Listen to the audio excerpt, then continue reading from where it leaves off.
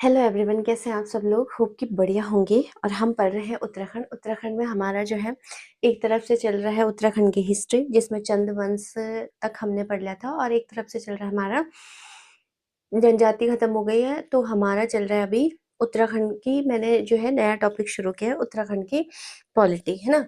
तो चलिए फिर शुरू करते हैं कहानी आज की, और देखते हैं कि हम क्या क्या सीखने वाले हैं। कुछ एक क्लास जो है पॉलिटी की वो मैं ले चुकी हूँ, और आज हमारी है पॉलिटी की दूसरी क्लास, राजनीतिक व्यवस्था, जिसमें हमने कुछ कुछ चीजें देख ली थी। धीरे धीरे हम एक एक चीज को कवर करेंगे। तो चलिए फिर कहानी जो है वो आज की शुरू करते हैं, और समझते हैं कि हम क्या क्या पढ़। जो लोग पहली बार वीडियो देख रहे हैं उनको मैं बता दूं कि हम पढ़ रहे हैं क्या, हम पढ़ रहे हैं यूके की, क्या पढ़ रहे हैं, पॉलिटी। ठीक है, हम पढ़ रहे हैं यूके की पॉलिटी। यहाँ तक क्लियर है। इसमें जो है उत्तराखंड की पॉलिटी में मैंने आपको बताया था कि भाग 6 में हमको क्या करना है, उत्तराखंड की पॉलिटी को हमको पढ़ना है, जिसमें स्टेट गवर्नमेंट की चर्चा है, जो आपका आर्टिकल कितने से 152 से लेकर के 237 तक जाता है। जिसमें हमने कुछ आर्टिकल जो है, राज्यपाल हमने पढ़ा था कि कार्यपालिका होती है, विधायिका वगैरह होती है, लेजिस्लेचर वगैरह सारी चीजें हम पढ़ चुके थे। और साथ में मैंने आपको ये भी बताया था कि अहम रोल किसका होता है, राज्यपाल का होता है। गवर्नर, गवर्नर अभी पूरा नहीं हुआ था, हालांकि उसके कुछ टॉपिक और कुछ आर्टिकल भी रह गए थे। एक ट्रिक मैंने आपको बताई थी, रकानी कायोदस, है ना, करके, वो सारी चीजें मैं आपको बता चुकी थी। तो यहाँ तक एक बात हो गई, रकानी कायोसस करके मैंने आपको पूरी ट्रिक बताई थी। ठीक, क्या क्या बताई थी, रकानी कायोसस। और जिन्होंने नहीं देखा तो वो थोड़ी पुरानी वाली वीडियो देख ले, फिर उसके बाद जो है आगे उनको सहूलियत होगी देखने में। यहाँ तक क्लियर। 160 आर्टिकल तक हम देख चुके थे। अब हमको देखना, अगर अगर थोड़ा सा मैं इनको रफली आइडिया दे दूं, जो पहली क्लास देख रहे हैं, तो मैं उनको बता दूं कि हम पढ़ रहे थे राज्यपाल। अच्छा, राज्यपाल क्यों पढ़ रहे थे हम, क्योंकि हमने पढ़ा था कि जो कार्यपालिका है ना, उत्तराखंड की जो पॉलिटी है, यानी कि उत्तराखंड के पूरे रूल रेगुलेशन है, वो कौन चलाता है। तो इस पॉलिटी को हमने क्या है, ये हमने पढ़ा था कि ये 3 प्रशासन, जो एडमिनिस्ट्रेटिव है, वो 3 प्रशासन में हमारा बटा हुआ है। एक है हमारा कार्यपालिका, है ना, एक है हमारा विधायिका, और एक है हमारा न्यायपालिका, है ना। विधायिका है और एक हमारा है न्यायपालिका। ठीक, यहाँ तक क्लियर हो गया होगा। यहाँ न्यायपालिका है। अब हम समझते हैं कार्यपालिका, हमने बोला था किस किस से मिलकर के बनती है। तो कार्यपालिका मतलब एग्जीक्यूट करने वाला। तो मैंने बताया था विधायिका में क्या होता है, यहाँ पर आपके राज्यपाल, राज्यपाल प्लस क्या होगा, राज्यपाल प्लस विधानमंडल। ठीक है, विधानमंडल जो है वो यहीं पर होता है। जैसे संसद क्या है, संसद क्या है, पूरे देश के लिए संसद के 2 भाग है ना, 2 भाग है, एक लोकसभा एक राज्यसभा। तो ये मिलकर के फिर क्या करते हैं, क्या बनाते हैं, ये मिलकर के फिर क्या बनाते हैं, पूरे भारत के लिए नियम बनाते हैं। वैसे ही किसी स्टेट के लिए अगर कोई हमारे राज्य यानी कि उत्तराखंड के लिए कोई रूल रेगुलेशन बन रहा है, तो वो विधानमंडल में बनेगा, है ना, इस विधानमंडल में बनेगा। और राज्यपाल, जैसे हमने बोला था कि संसद के दोनों सत्रों में, सत्रों नहीं, दोनों सदनों में अगर कोई नियम बन रहा है, तो फिर फाइनल सिग्नेचर कौन करता है, राष्ट्रपति। सेम स्थिति यहाँ भी है कि विधानमंडल, लेकिन हमारे यहाँ मतलब ये चीज है कि उत्तराखंड में विधान परिषद नहीं है ना। जैसे विधानमंडल एक पूरा घर है, तो सेम चीज क्या है, संसद में एक लोकसभा होती है, एक राज्यसभा होती है। हमारे यहाँ एक घर तो है जिसको विधानमंडल बोला गया, लेकिन एक ही सदन है, सिर्फ वो क्या है, विधानसभा है। विधान परिषद तो हमारे पास है ही नहीं। तो इसको हम यहाँ जो दूसरा घर बोल सकते हैं, वो किसका हो सकता है, राज्यपाल का। तो ये दोनों मिलकर के ही नियम बनाते हैं। यहाँ तक क्लियर। तो कार्यपालिका में हमने पढ़ा था कि कौन कौन से होता है, राज्यपाल होगा आपका, मंत्रिपरिषद वगैरह हो गया इसमें, और जो सचिवालय वगैरह होता है वो सब इसी में आता है। न्यायपालिका में अगर कोई इन रूल तो नियम यहाँ बनते हैं, एग्जीक्यूट यहाँ होते हैं, मतलब ये लोग लागू करते हैं, और उन नियमों का उल्लंघन होगा तो सजा देने का प्रावधान न्यायपालिका को। इसलिए हम राज्यपाल को डिटेल से पढ़ते हैं। राज्यपाल कार्यपालिका में भी रोल प्ले करते हैं और विधायिका के अंदर भी पढ़ते हैं। तो राज्यपाल क्या होता है और कैसे कैसे नियुक्ति होती है, ये सारी चीजें हमने, इसलिए जो है हम इनको राज्यपाल को यहाँ पढ़ रहे हैं। ठीक है, तो आर्टिकल, अच्छा, अब राज्यपाल को मैंने आपको बोला था रकानी, है ना, रकानी कायोसस, रकानी कायोसस। ये मैंने आपको बताया था कि एक ट्रिक है, सॉस, है ना। तो रॉ से क्या हो जाएगा कि प्रत्येक राज्य का एक राज्यपाल होगा और एक राज्यपाल किसी दो राज्यों का एक साथ राज्यपाल हो सकता है, यानी कि उत्तराखंड का मान लो कोई राज्यपाल है, वो दूसरे राज्य का भी हो सकता है। तो इसमें है, और कौन से आर्टिकल से कौन से आर्टिकल तक जाता है, मैंने आपको बताया था 152 में तो राज्य की परिभाषा है, क्योंकि स्टेट गवर्नमेंट की चर्चा कौन से स्टेट गवर्नमेंट की चर्चा है भाग कितने में, भाग 6 में। और भाग 6 आपका कहाँ तक जाता है, आप पहली वाली क्लास देख लीजिए जिन्होंने नहीं देखी। भाग से अपना कितने आर्टिकल से कितने डालते हैं, 100 100 हाँ 152 से लेकर के और 237 तक, 237 तक जाता है, ठीक है। तो ये आपको ध्यान रखना है। तो 152 में किसकी चर्चा है, 152 में है कि भारत मतलब राज्यों की चर्चा है, राज्यों की परिभाषा है। अब राज्यों कौन है, जैसे बिहार हो गया आपका, बंगाल हो गया, पश्चिम बंगाल हो गया आपका, उत्तराखंड हो गया, इन राज्यों की चर्चा है। तो भाग 53 से आर्टिकल 53 से राष्ट्रपति शुरू हो जाता है। तो 153 में क्या है कि प्रत्येक राज्य के राज्यपाल होगा। 154 में क्या है, आर्टिकल 154 में देखेंगे कार्यपालिका, है ना। कार्यपालिका क्या होगा कि भाई जो राज्य कार्यकारी शक्तियां जो है वो राज्यपाल के पास होंगी। वो मैं आपको बता चुकी हूँ कि जब तक राज्यपाल सिग्नेचर नहीं करेंगे तब तक उसको अंतिम मान्य मतलब अंतिम रूप नहीं दिया जाएगा, ठीक है। नी से क्या हो जाएगा, उनका निर्वाचन कौन करता है, या निर्वाचन बोल सकते हैं, या फिर आप बोल सकते हो कि इनको अपॉइंट कौन करेगा, या नियुक्ति को, निर्वाचन नहीं होगा, निर्वाचन तो फिर जनता के द्वारा नियुक्ति, नियुक्ति का मतलब इनको अपॉइंट कौन करेगा, तो मैंने आपको बताया था इनको अपॉइंट कौन करते हैं, राष्ट्रपति जो है इनको हाँ राष्ट्रपति जो है इनकी नियुक्ति को है, राष्ट्रपति इनको चुन करके भेजते हैं, ठीक है, राष्ट्रपति इनको चुन करके भेजते हैं। फिर कार से हो जाएगा इनका कार्यकाल यानी टेन्योर, है ना, कार्यकाल। तो कार्यकाल इनका 5 साल हो सकता है या राष्ट्रपति के प्रसाद पर्यंत होते हैं, मतलब जब तक राष्ट्रपति चाहे तब तक इनको पद पे रख सकते हैं। ठीक व्यक्ति नहीं है, ठीक तरीके से काम नहीं कर रहे हैं, कर्तव्यों का ठीक तरीके से निर्वहन कर रहे हैं, तो इनको हटा सकते हैं, ठीक है। ये एक बात हो गई। अगर हम देखेंगे, क्या पता आवाज आपकी माइक थोड़ी कट रही हो, योग्यता आ जाती है। तो योग्यता क्या है कि भारत का नागरिक होना चाहिए, 35 साल उम्र होनी चाहिए। ये सारे आर्टिकल मैं आपको बता चुकी हूँ। आर्टिकल 153, 154, 155, है ना, 155, 166, सॉरी 160 नहीं 156, ये प्रॉब्लम है कुछ, 156, 157, 158। अब आप बोलोगे ये थोड़ा बीच बीच में एक दो आर्टिकल और हैं जो छूट जाते हैं ना, जैसे आप देखोगे 158 है, तो 158 में 100 नहीं है शपथ, 158 में आपका क्या है कि भाई कोई ऐसी स्थिति आ सकती है, वन की पद की शर्तें क्या होगी कि या तो वो संसद और किसी भी विधानमंडल के क्या है संसद नहीं सदस्य नहीं होने चाहिए, अगर है तो फिर वो राज्यपाल नहीं हो सकते हैं, है ना। तो या तो और ना ही किसी लाभ के पद पर होने चाहिए। लाभ का पद का मतलब होता है कि वो जो है क्या होगा, लाभ का पद का मतलब है कि वो क्या होंगे, वो किसी सरकारी नौकरी में ना हो। ये जो है आर्टिकल 158 में ये कहा गया है। फिर 159 में आप देखोगे, ये 159 में शपथ है, तो शपथ कौन दिलाता है इनको, सीजेआई, सीजेएच मतलब chief justice of high court इनको शपथ दिलाता है। और फिर जो सबसे लास्ट वाला बचता है 100, उसका मतलब क्या हो जाएगा, शपथ। और फिर क्या हो जाएगा, 161 में है क्षमादान, है ना, 159 हो गया। फिर 160 में क्या है, राज्यपाल के कर्तव्यों का निर्वहन। तो 159 हो गया, 160 में है। और मैंने आपको बोला था कि यदि कोई ऐसी स्थिति आ जाती है जब राज्यपाल का पद खाली हो जाता है, यानी आकस्मिक मृत्यु हो सकती है, कोई बीमारी दुख तकलीफ लग सकते हैं, तो फिर क्या होगा, उस स्थिति में जो राष्ट्रपति है वो सबसे पहले किसको, उस जिले का उस जिले का नहीं, उस स्टेट का जो वो होता है क्या, उस जिले का chief justice of high court होगा, उसे जो है चुन करके भेजेंगे। मतलब उनको कहेंगे, चुनकर तो नहीं, उनको कहेंगे कि आप जाकर के कुछ टाइम तक के लिए इस पद को संभाल लीजिए। यहाँ तक की कहानी मैं आपको बता चुकी थी सारी की सारी।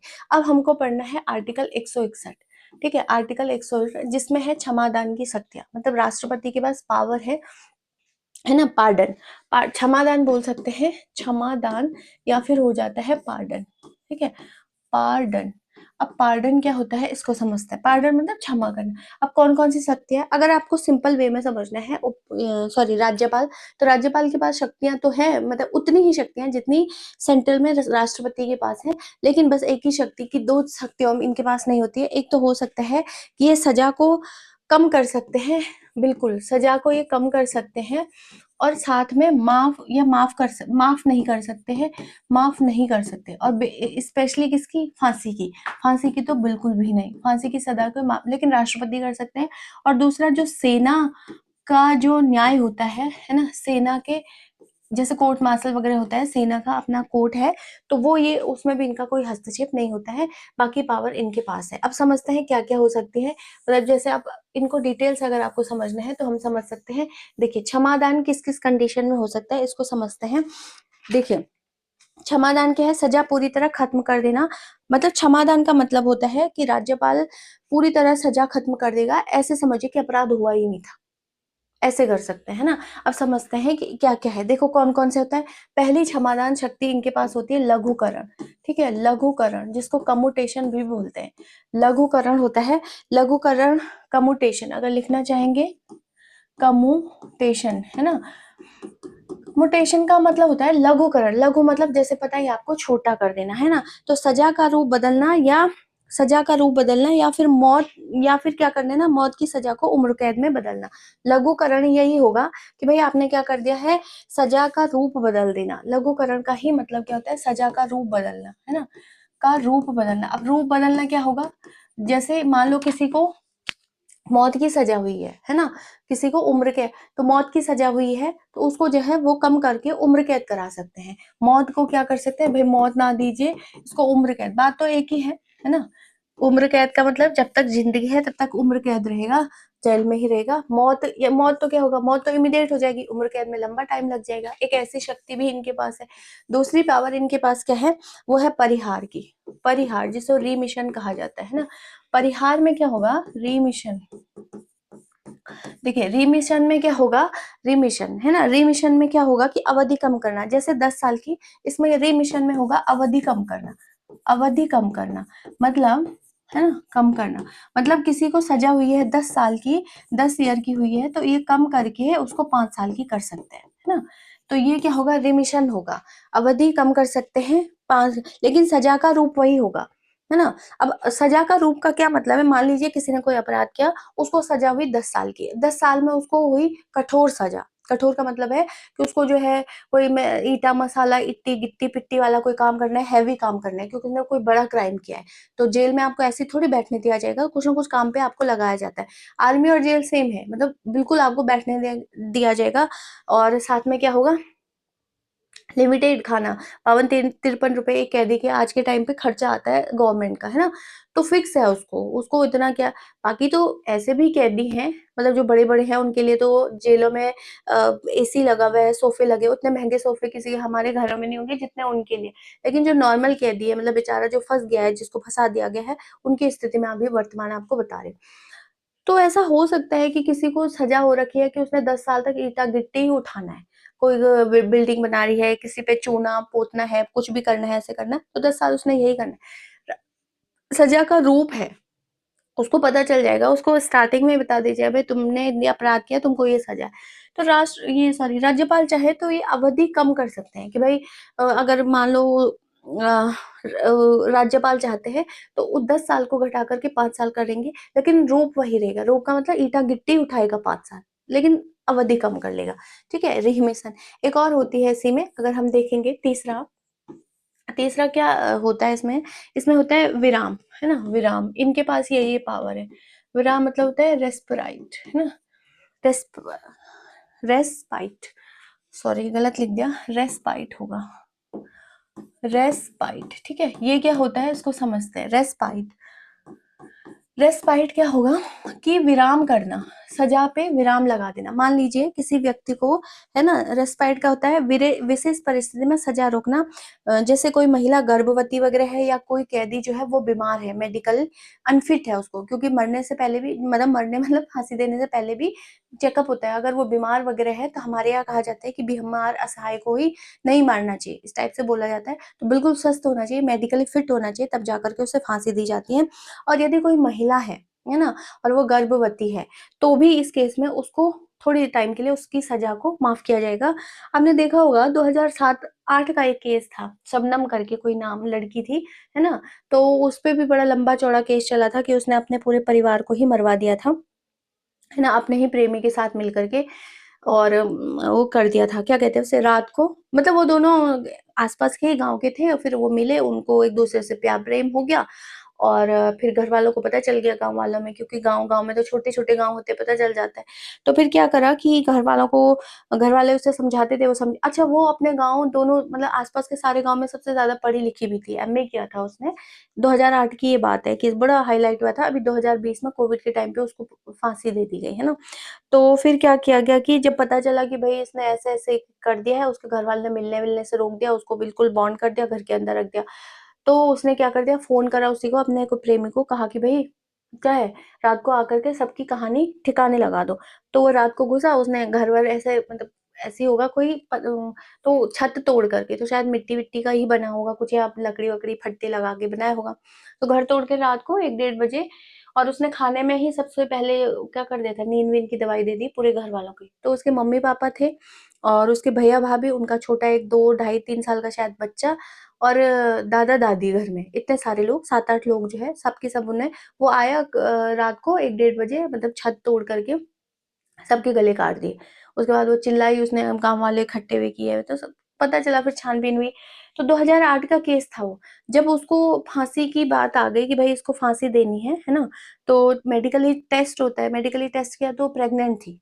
तो प्रेग्नेंट को नहीं दिया जा सकता। फिर प्रेग्नेंट हुई, फिर उसका बच्चा भी हो गया जेल में ही। जेल में बच्चा होने के बाद फिर पता चला कि यार अभी तो बिल्कुल बच्चा बहुत छोटा है, उसको माँ की जरूरत होती है फीडिंग वगैरह के लिए। तो फिर लंबा खींचा, तो कहा कि थोड़ा जब और बच्चा समझदार हो जाएगा, बड़ा हो जाएगा, बड़ा हो जाएगा, तो फिर 2012 साल का शायद वो बच्चा था। तो फिर जो है तब जाकर के उसको फांसी दे दी गई, क्यों, है ना। तो बच्चे लास्ट टाइम पे बोल भी रहा था कि मेरी मम्मी को माफ कर दो, क्योंकि बच्चा उसे नहीं पता था।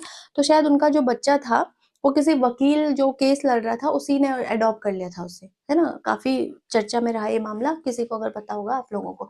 तो ये क्या है, विराम है कि भाई अगर ऐसी स्थिति आती है तो हम ऐसा नहीं कर सकते हैं, इसलिए कुछ समय के लिए उनको विराम कर दिया जाता है, ठीक है। ये एक बात हो गई।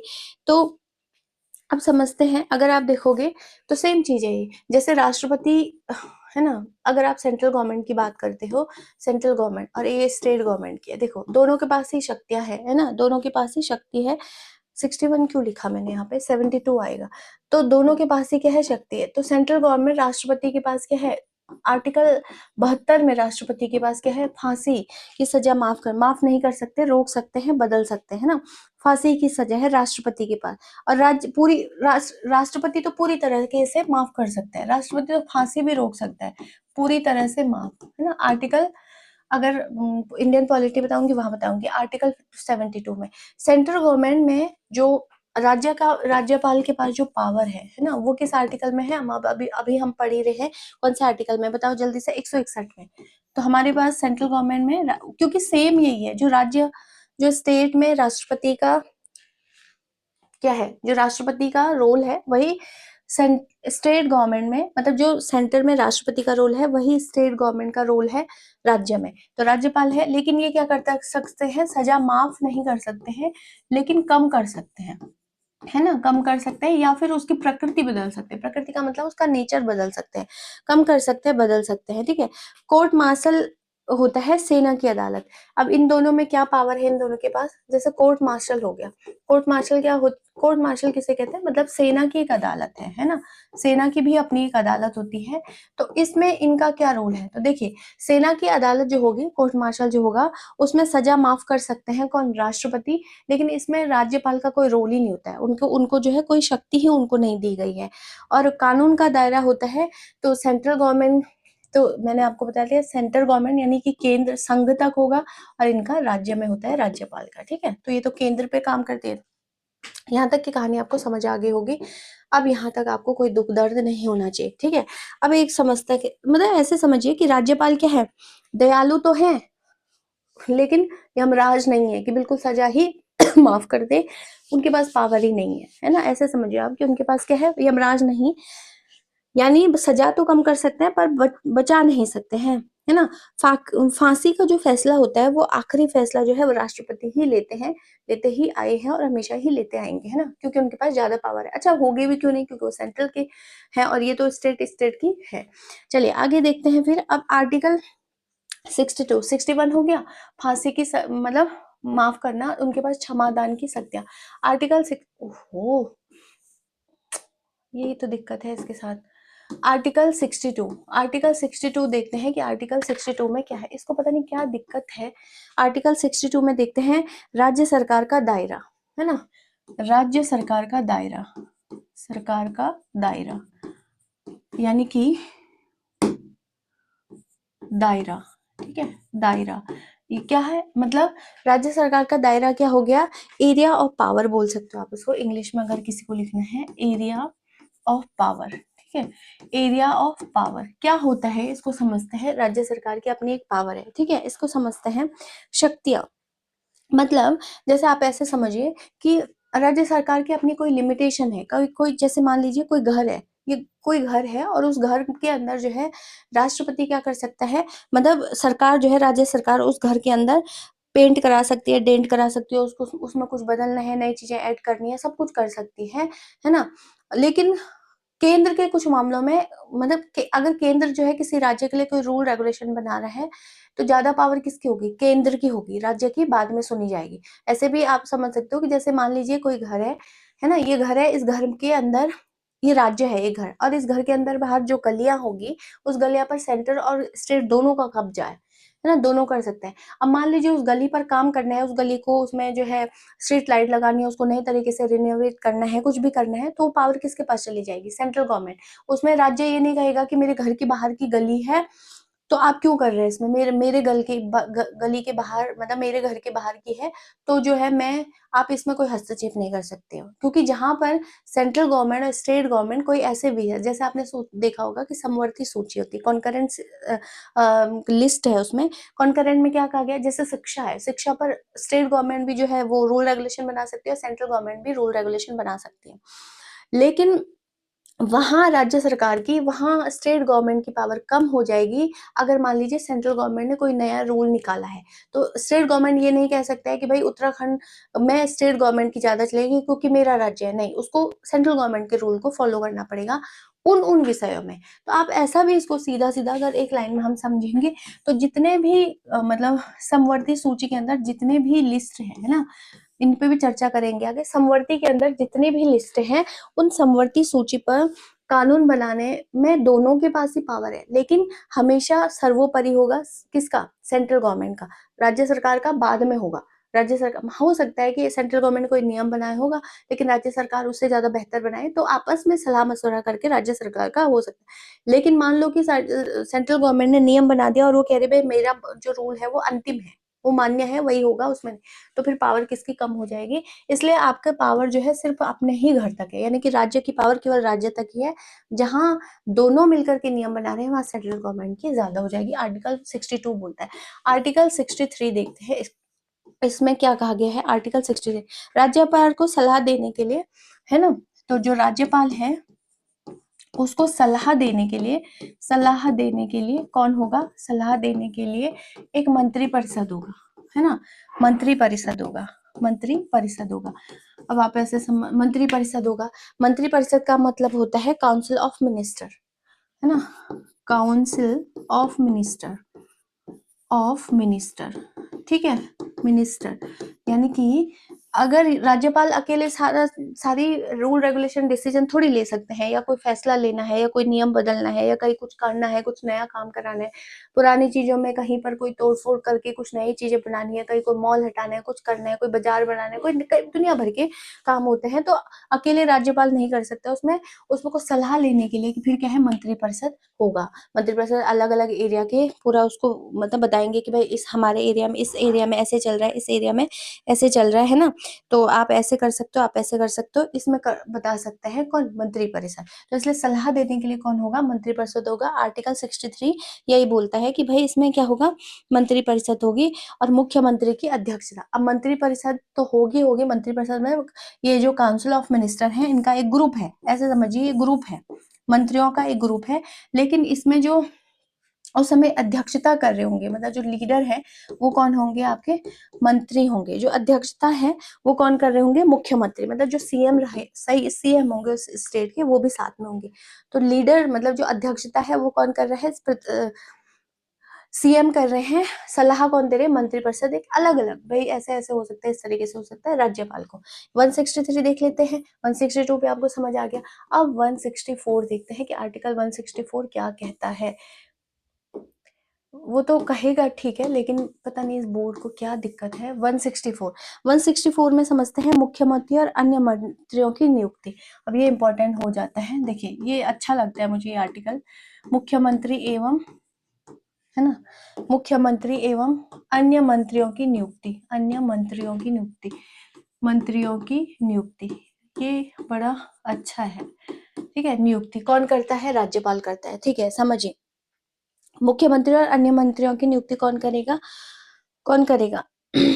एक चीज आपको ध्यान रखनी है, जो मंत्री परिषद बनाया गया है, किसकी, राज्यपाल की अध्यक्षता, जिसमें राज्यपाल को सलाह देने के लिए, उसका हेड कौन होगा, सीएम। तो क्वेश्चन आ सकता है कि राज्यपाल की उसको सलाह देने के लिए मंत्री परिषद की अध्यक्षता कौन करता है, या हेड कौन होते हैं, तो सीएम होते हैं। अब ये वाली कहानी समझते हैं कि मुख्यमंत्री एवं अन्य मंत्रियों की नियुक्ति। अब आप सोचोगे, अच्छा आप क्या मुख्यमंत्री को आप कभी, आपने कभी वोट दिया? जो आज मान लीजिए आज उत्तराखंड के मुख्यमंत्री सीएम धामी, तो आपने कभी उनको वोट दिया? नहीं, आप प्रत्यक्ष से तो कभी वोट ही नहीं दिया उनको। सीएम को जो अभी है, क्या आपने प्रत्यक्ष तरीके से कभी वोट दिया? प्रत्यक्ष मतलब डायरेक्ट, बिल्कुल नहीं। हम क्या करते हैं, हम चुनते हैं विधायक को, एमएलए जिन्हें कहा जाता है ना, मेंबर ऑफ लेजिस्लेचर, एमएलए कहा जाता है ना इनको इंग्लिश में, क्या, मेंबर ऑफ लेजिस्लेचर, है ना, मेंबर ऑफ लेजिस्लेचर। जैसे जैसे सेंटर में कौन होता है, एमपी होता है ना। सेंटर के कौन होते हैं, सांसदों को क्या बोलते हैं, एमपी कहा जाता है। मेंबर ऑफ पार्लियामेंट, इनको क्या जाता है, मेंबर ऑफ पार्लियामेंट। वैसे ही विधायक। तो हम क्या करते हैं, अलग अलग क्षेत्रों से, जैसे अभी अभी उत्तराखंड में कितने हैं, 70 विधायक हैं, है ना, 70 एमएलए हैं। तो ये 70 एमएलए क्या है, पूरे उत्तराखंड के अलग अलग एरिया से चुन करके गए हैं।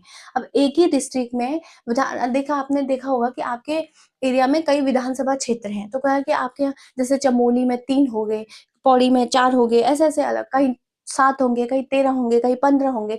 तो ये सारे चुन करके फिर इनमें भी सीट, इन पे भी हम धीरे धीरे चर्चा करेंगे। फिर इनमें भी सीटें हैं, जैसे एससी की अलग है, एसटी की अलग है ना। तो ये सीटें हैं, तो ये रिजर्व सीटें हैं। तो ये 70 एमएलए हम इनको चुनते हैं। चुनाव हम किसका करते हैं, हम वोट किसको डालते हैं, एमएलए को। तो हमारे यहाँ से ये विधायक है, हमारे यहाँ से वो विधायक है, ऐसा। अभी तो 2027 में फिर चुनाव होने वाले हैं, है ना। तो ये 70 विधायक जो है, इन 70 विधायकों को हम चुन करके भेजते हैं। ठीक है, समझिए। अब सरकार कैसे बनेगी, मैं आपको ये बता रही हूँ।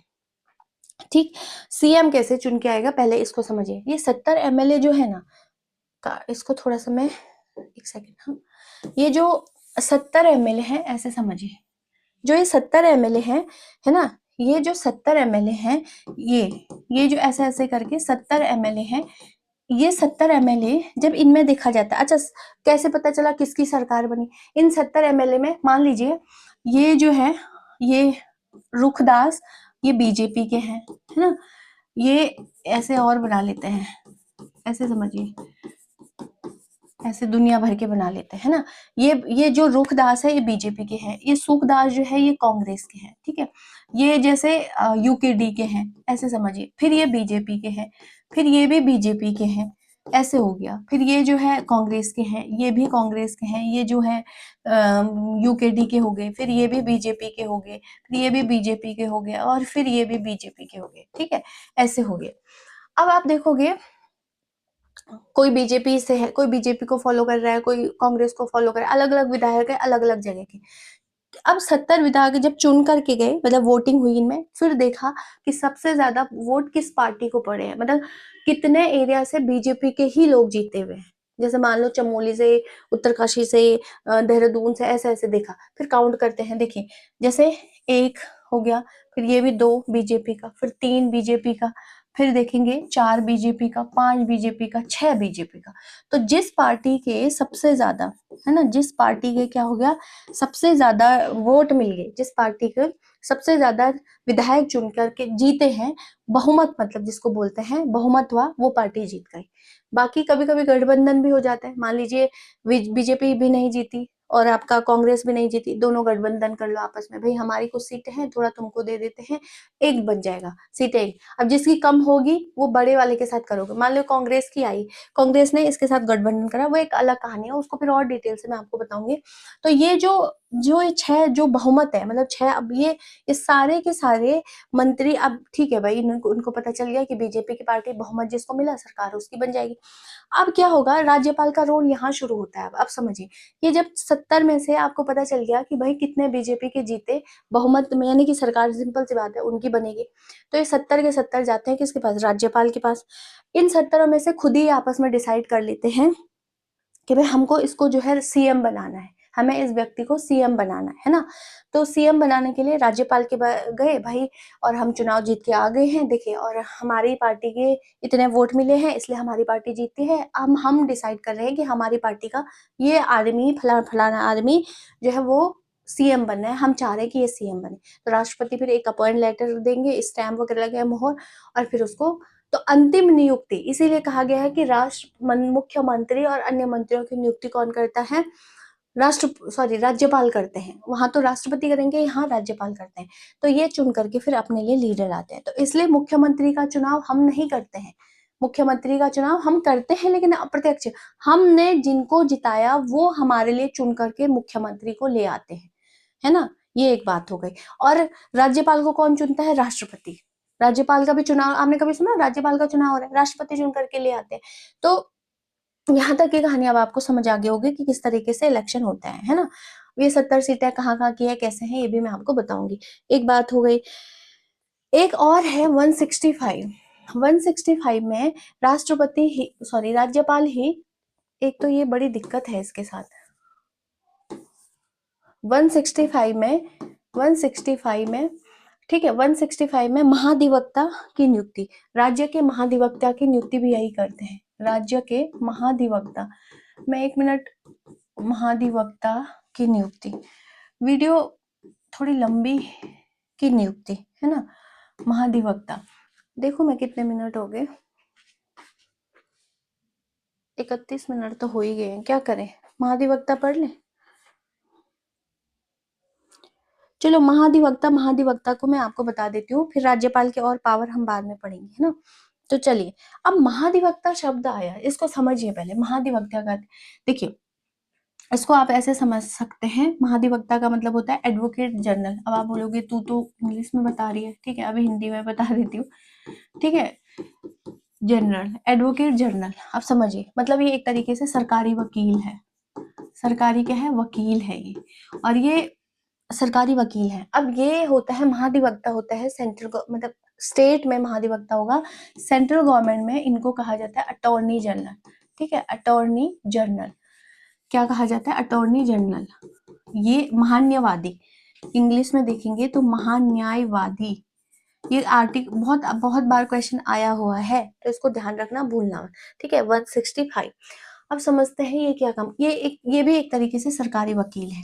सरकारी वकील का मतलब होता है, देखिए, ये क्या करते हैं, सेंट्रल गवर्नमेंट में इनका काम राज्य सरकार के कानूनी मामले में सलाह देना होता है। और यदि किसी ने स्टेट गवर्नमेंट के खिलाफ, दोनों का काम सेम है, ये सेंटर में करेंगे महान्यायवादी, और वो क्या करेंगे, आपके स्टेट में करेंगे। यानी कि किसी ने अगर, दोनों का ही काम क्या होता है, सरकार को सलाह देना होता है। काफी पढ़े लिखे होते हैं, इतने पढ़े लिखे होते हैं कि ये चीफ जस्टिस, मतलब अगर हम इसको काट दें, ये तो फिर हम सेंटर में पढ़ेंगे, है ना, ये तो सेंटर में पढ़ेंगे, तो इसको काट देते हैं, इसके ही समझते हैं, क्योंकि अब स्टेट गवर्नमेंट पढ़ रहे हैं। तो ये इतने पढ़े लिखे होते हैं कि ये जो है chief justice of high court, chief justice of high court बन सकते हैं। इतने पढ़े लिखे ही होते हैं कि अगर ये मतलब एडवोकेट जनरल से इनको हटा दिया जाए तो ये इतने पढ़े लिखे थे, ऐसी थोड़ी सलाह देंगे, और वो भी राज्य सरकार को देंगे। उधर वो कितने पढ़े लिखे होंगे कि जो पूरे सेंट्रल गवर्नमेंट को जो है क्या कर सके, सलाह देते हैं ना। तो ये एक बात हो गई। अब ये महाधिवक्ता का काम क्या है, मैंने आपको बता दिया कि ये सरकार को सलाह देते हैं, किसी सलाह मशवरा करना है, किसी नए रूल रेगुलेशन पर ढंग से डिस्कस करना है, कहीं विवाद हो रहा है, उस विवाद को किस तरीके से सलटाया जाता है। सपोज करो किसी ने राज्य सरकार के खिलाफ ही जो है वो कोई केस कर दिया है, तो ये केस लड़ता है सरकार की मतलब एक तरीके से सरकार सरकारी वकील है, सरकार की आप कुछ नहीं बोल सकते हो सरकार को, अगर आपने ज्यादा चै पे करी तो सरकारी वकील है, कर देगा अंदर, ठीक है, अंदर कर लेगा आपको। अंदर का मतलब है ये सरकार की तरफ से, सरकार का वकील है, आप ऐसे समझिए, ये सरकार का वकील है, तो इसलिए सरकार के खिलाफ कुछ नहीं सुनेगा। अब आप मजेदार बात सुनिए, जो chief justice of high court है, इसका चुनाव कौन करता है ना, इसका चुनाव करते हैं मुख्यमंत्री और उनकी कैबिनेट जो है तय करते हैं। मतलब जो chief justice of high court, sorry chief justice of high court नहीं, जो महाधिवक्ता होता है, इसका चुनाव जो है वो कौन करता है, तो चुनाव करते हैं मुख्यमंत्री और उनकी कैबिनेट, मुख्यमंत्री प्लस उनकी कैबिनेट। भाई कौन, हमारा मान्यता, क्योंकि ये छोटा मोटा आदमी नहीं है, बताओ, सरकार को सलाह दे रहा है, सरकार का वकील है, सरकार की पैरवी कर रहा है, सरकार की के खिलाफ अगर आपने कुछ बोला तो ये धैं फै करके आपको कुछ भी कर सकता है ना, वकील है, बहुत सारी पावर इनको पता है, पूरे लीगल एडवाइजर है एक तरीके से सरकार का। तो आप ज्यादा चैंपे करोगे तो कई केस वेस धाराएं ठोक के आपको पता नहीं है। मैं सोच रही थी, हाँ धाराओं से याद आ रहा, बीएनएस, अभी तो पहले आईपीसी था, है ना, इंडियन पिनल कोड था, जो अंग्रेजों ने एक नियम हमारे लिए बनाया था, अभी उसको बदल दिया गया है, बीएनएस कर दिया उसमें। उस पर भी मैं एक वीडियो बनाने की सोच रही थी, बहुत सारी धाराएं वाराएं चेंज होगी, जरूर उस पर भी बात करेंगे, चर्चा करेंगे। अच्छा, ये क्या है, ये बड़ा आदमी है, तो ये करते तो ये चुनाव है, लेकिन ये क्या करते हैं, कैबिनेट द्वारा तय किया जाता है कि भाई फला फला व्यक्ति को हम अपना महाधिवक्ता बनाते हैं, लेकिन अंतिम रूप कौन देगा, यानी कि आधिकारिक तौर पर साइन किसके होंगे, मैंने आधिकारिक मतलब होता है व्यवस्थित तौर पर, तो आधिकारिक रूप से जो मान्यता देता है वो देता है आपका कौन, राज्यपाल, है ना, कि भाई ये तो गए कि भाई देखो, ये तो सेम वही स्थिति हो गई जैसे वो एमएलए जा करके बोल दिया कि भाई हम इस अपने पार्टी के इस व्यक्ति को जो है सीएम के रूप में चाहते हैं, राज्यपाल ने साइन कर दिए, सेम यही स्थिति है। ये मुख्यमंत्री और कैबिनेट मिलकर के राज्यपाल के पास गए, उन्होंने कहा कि भाई हमें ये व्यक्ति पसंद है, आप हम इसे क्या कर दीजिए, हमारा जो है महाधिवक्ता बना दीजिए। तो फिर क्या हो गया, महाधिवक्ता बना दिया, और फिर उन्होंने एक साइन किया, लेटर दिया, अपॉइंटमेंट लेटर बोल सकते हो आप कुछ भी, और उसमें सील वगैरह लगाया, स्टैंप वगैरह लगाया और बन गया। तो आधिकारिक इसीलिए कहा गया कि राज्य के महाधिवक्ता की नियुक्ति भी कौन करता है, राज्यपाल ही करता है। वहां attorney general, central government attorney general की नियुक्ति भी कौन करेगा, राष्ट्रपति करेगा। आप ठीक ऐसे ही समझिए, जो पावर सेंट्रल गवर्नमेंट में राष्ट्रपति की है, वही पावर किसकी है, स्टेट में महाधिवक्ता की है, सॉरी राज्यपाल की है ना। वहां जो अटॉर्नी जनरल काम करेगा सेंट्रल गवर्नमेंट के लिए, यहाँ कौन करेगा, उसको एडवोकेट जनरल करेगा। यहाँ तक क्लियर हो गया, बहुत लंबी वीडियो हो गई है मेरे ख्याल से, ठीक है, थोड़ा सा और इन्हीं को इसी पे चर्चा कर लेते हैं। इनकी योग्यता क्या होती है, मैंने आपको बता दिया कि हाई कोर्ट के जज के बराबर पढ़े लिखे होते हैं, इतनी योग्यता इनके पास होती है। अब हाई कोर्ट के जज की क्या होती है, वो जब हम हाई कोर्ट पढ़ेंगे यही उत्तराखंड में, जो नैनीताल वगैरह में है, कैसे बना क्या हुआ, उस पर मैं आपको बहुत अच्छे से डिटेल से बताऊंगी।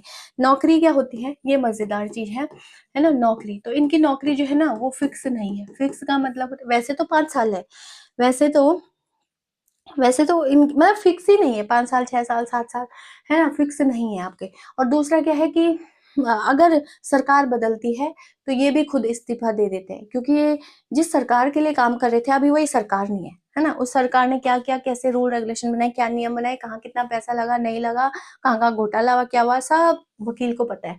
तो वकील ने सोचा कि जब सरकार ही बदल दिया, है ना, सरकारी बदल गई, जिसके जिसके हिसाब से मैं काम कर रहा था, सारी बुराइयां अच्छाइयां कमियां मुझे सब पता थी, अब वो ही नहीं है तो मैं क्या करूंगा। तो कहा गया है कि जैसे ही सरकार बदलती है फिर ये भी खुद ही स्वयं इस्तीफा दे देते हैं। बाकी इनकी नौकरी फिक्स नहीं होती है कि भाई कितने साल, अगर इनका बस चले तो लंबे टाइम तक भी चल सकते हैं, बहुत कम टाइम तक के लिए भी ये रहते हैं, और जब इनकी इच्छा हो तो खुद से भी इस्तीफा दे सकते हैं या इनको हटाया भी जा सकता है। ठीक है, ये एक बात हो गई नौकरी की। दूसरा काम क्या करते हैं, मैंने आपको बता दिया काम क्या होगा इनका। सरकार पर यदि कोई केस करता है तो ये सरकार की पैरवी करते हैं, पैरवी का मतलब होता है सरकार की तरफ से लड़ेंगे। ठीक है, ये एक बात हो गई। अच्छा, अब नोट एक इम्पोर्टेंट, जो इम्पोर्टेंट है आपको, इनको बोलने का हक क्या है। आप इनकी मजेदार बात सुनो, ठीक है। महान्यवादी क्या होता है, सरकार को किसी कानून को समझना है या हेल्प करना है तो भी महाधिवक्ता जो है उस पर काम करता है। सरकार को अगर कोई चीज समझनी है, कोई नियम रूल रेगुलेशन दायरा, क्योंकि ये chief justice of high court के बराबर पढ़े लिखे हैं, तो कुछ करना है तो भी इनकी ही हेल्प ली जाएगी। अच्छा, नोट में क्या बता रही थी मैं आपको, नोट में मैं आपको बता रही थी कि इनका क्या होता है, ये देखिए, ये जो है तो ये सरकार के लिए सरकार के काम करते हैं, ये विधानसभा में सेम चीज दोनों के लिए है। ये विधानसभा में क्वेश्चन आया था, क्वेश्चन आया है, आएगा, हमेशा ही आएगा, क्योंकि मजेदार बात है। क्वेश्चन आया था कि वह कौन सा व्यक्ति है या वह कौन सा पद है जो विधानसभा में, या अगर वहां देखेंगे तो संसद में बोल सकता है, संसद में बैठ सकता है, संसद की कार्यवाही में भाग ले सकता है ना, और अपनी बात रख सकता है, लेकिन वोट नहीं डाल सकता है। तो वो यही है, दोनों चीजें। देखिए, ये क्या कर सकते हैं विधानसभा में, ये सदन में बैठ सकते हैं, ये सदन में बोल सकते हैं, मतलब अपनी बात रख सकते हैं, ये कार्यवाही जो वहां पर चल रहा है उस कार्यवाही में हिस्सा ले सकते हैं, है ना, अपनी बात को ये रख सकते हैं, अपनी बातें ये रख सकते हैं, लेकिन ये वोट नहीं डाल सकते हैं, ये वोट नहीं डाल सकते हैं। ठीक है, तो ये वोट नहीं डालते हैं। ठीक, एक बात हो गई। तो ये बड़ी मजेदार बात है कि इतने बड़े पद पर होने के बावजूद भी ये वोट नहीं डालते हैं। तो क्वेश्चन आया हुआ है, इसलिए ध्यान आपको रखना है। ठीक है, और अपनी बात रखते हैं। जो विधायक को प्रिविलेज मिलती है, जितनी एमएलए को प्रिविलेज मिलती है, किसी एक राज्य का, मतलब किसी एक डिस्ट्रिक्ट का कोई एमएलए है, उतनी ही प्रिविलेज बाकी इनको मिलती है, प्लस इनको सैलरी नहीं मिलती है।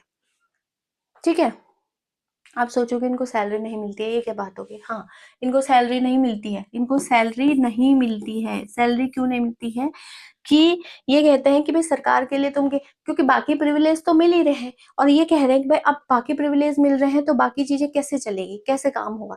तो कहा गया है कि फिर अगर आपको सैलरी नहीं मिल रही है, तो जब आप सरकार का केस लड़ रहे हो, सरकार के लिए काम कर रहे हो, ठीक है, तब तक तो ठीक है, वकील तो है ही, वो सरकारी वकील है, कोई मजाक बात थोड़ी है।